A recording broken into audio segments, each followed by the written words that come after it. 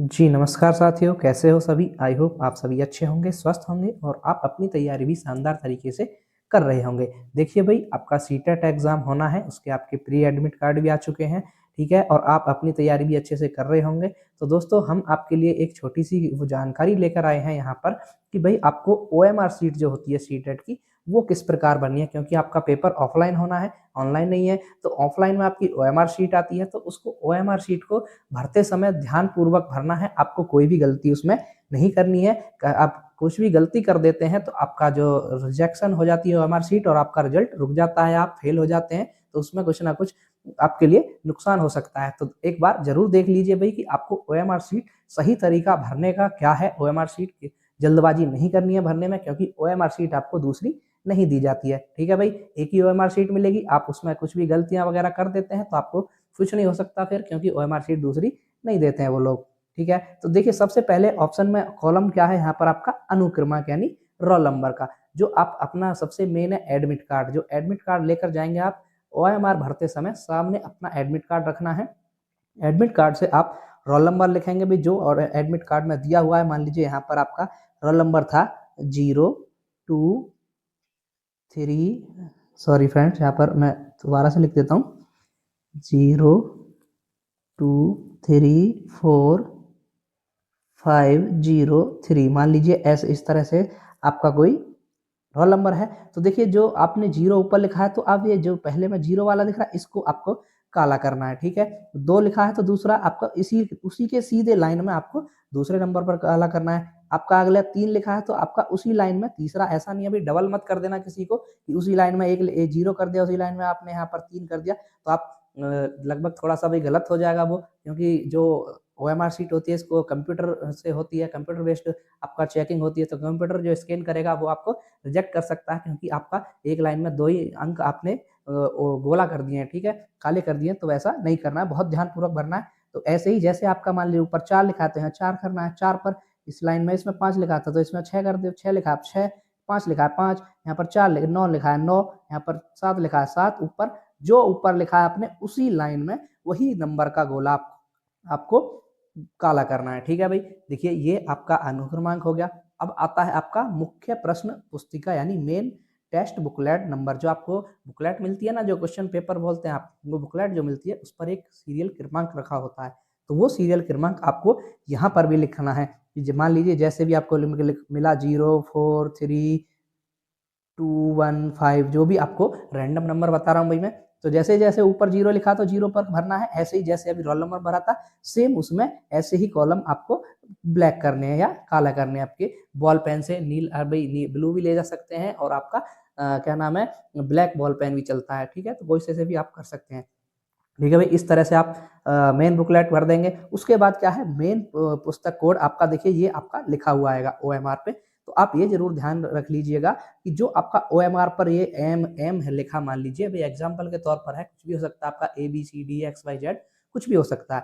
तो वो आप ये ज़रूर ध्यान दे लीजिएगा कि जो नंबर आपकी ओएमआर शीट पर ये लिखा है, वही नंबर का आपके पास क्वेश्चन पेपर हो, कि ऐसा नहीं है कि यहाँ एम की आपको ओएमआर शीट मिल गई है और क्वेश्चन पेपर आपको बी या एन या ओ सीरीज का मिल गया है, तो ऐसा नहीं है। फिर आप उसमें गलत हो सकता है अभी आपका, क्योंकि गलत ही हो जाएगा। ओएमआर शीट किसी और सीरियल क्रमांक की है और क्वेश्चन पेपर बुकलेट नंबर आपका किसी और सीरियल क्रमांक का है, तो ये जरूर मैच कर लीजिएगा भाई, ठीक है? हालांकि वो लोग बहुत ही ध्यानपूर्वक करते हैं भाई, उनका काम ये है, लेकिन फिर भी ह्यूमन नेचर है भाई, गलती हो सकती है, तो आप अपने सुविधा के अनुसार इसको बिल्कुल ध्यान से चेक कर लीजिएगा कि हाँ भाई वही ओएमआर है हमारा और वही बुकलेट नंबर है, ठीक है?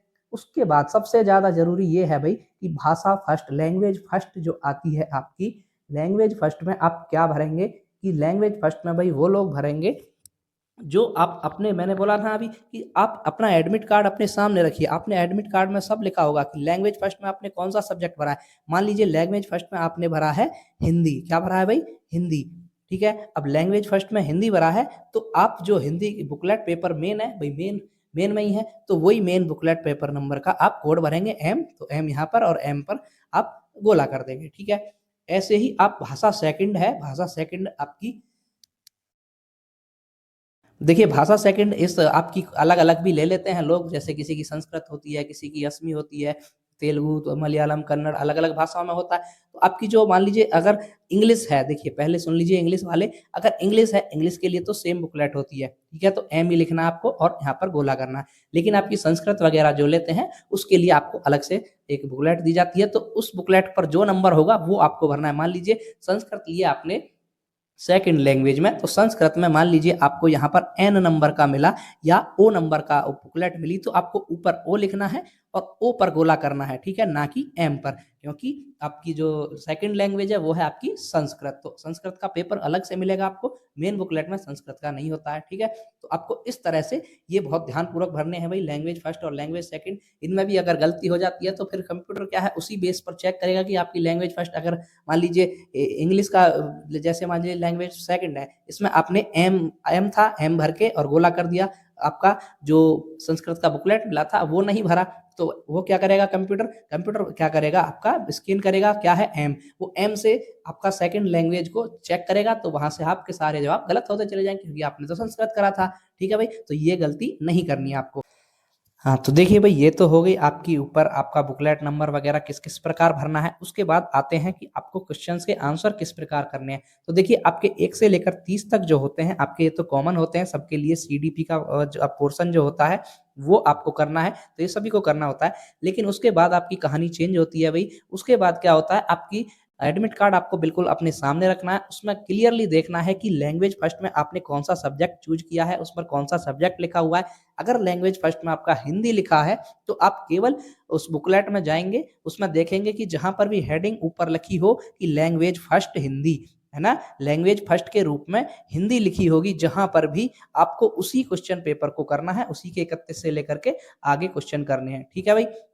और अगर आपकी लैंग्वेज फर्स्ट अगर इंग्लिश है, तो आपको लैंग्वेज फर्स्ट इंग्लिश वाला हेडिंग देखना है पेपर में, उसको करना है, ना कि देखिए, क्योंकि हिंदी जो है लैंग्वेज फर्स्ट के रूप में भी आती है, लैंग्वेज सेकंड के रूप में भी आती है। तो अगर मान लीजिए आपने एडमिट कार्ड में या तो फॉर्म में भर रखी थी लैंग्वेज फर्स्ट हिंदी, और आपने कराए आप लैंग्वेज सेकंड हिंदी को, तो वो आप गलत कराए भई, यहाँ पर आपका सीधा-सीधा सारे 30 के 30 क्वेश्चन गलत ही हो गए। तो वो आपका लॉस हो जाएगा, उसमें आप फेल भी हो सकते हैं भाई। इसमें बहुत ध्यान से भर करना है आपको, ये चीज़ बहुत ध्यान देनी है। आप कुल मिलाकर के देखिए, कोई कुछ नहीं होने वाला। आप देखिए एडमिट कार्ड सामने रखिए, एडमिट कार्ड पर जो भी आपकी लैंग्वेज फर्स्ट में लिखा है और लैंग्वेज सेकंड में लिखा है, वही हेडिंग आप जो मेन बुकलेट है उसमें देखिए। वो देखने के बाद ही आप आंसर करिए ओएमआर शीट पर, ठीक है भाई?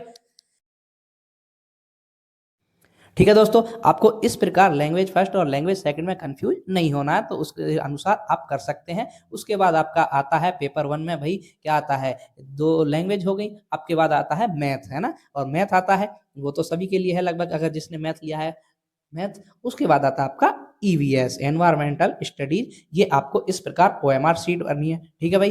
तो आपको अच्छे से समझ आ गया होगा कि भाई ओएमआर शीट आपको किस प्रकार भरनी है। आपका बुकलेट नंबर वगैरह, आपका क्वेश्चन पेपर किस प्रकार हमें देखना है कि हमारा सही मिला है, नहीं मिला है ना? तो और आपको जो जल्दबाजी नहीं करनी है ओएमआर भरने में, बड़े ध्यानपूर्वक भरना है, क्योंकि भाई ओएमआर एक ही बार मिलता है। अगर आपने कुछ गलती कर दी तो आप वो रिजेक्शन में चली जाएगी, क्योंकि वो जो ओएमआर चेक होती हैं आपकी कंप्यूटर बेस्ड चेक होती हैं, ठीक है दोस्तों? तो ये थी आपके लिए एक भाई छोटी-सी जानकारी। आई होप आपको जानकारी अच्छी लगी होगी। अगर अच्छी लगी है तो एक लाइक ज़रूर करके जाइएगा, और जो भी साथी चैनल पर पहली बार आए हैं, कृपया चैनल को सब्सक्राइब कर लीजिएगा, ताकि ऐसी ही इन्फॉर्मेटिव जानकारी आपको डेली मिलती रहे। तो चलिए भाई मिलते हैं नेक्स्ट वीडियो में, तब तक के लिए धन्यवाद।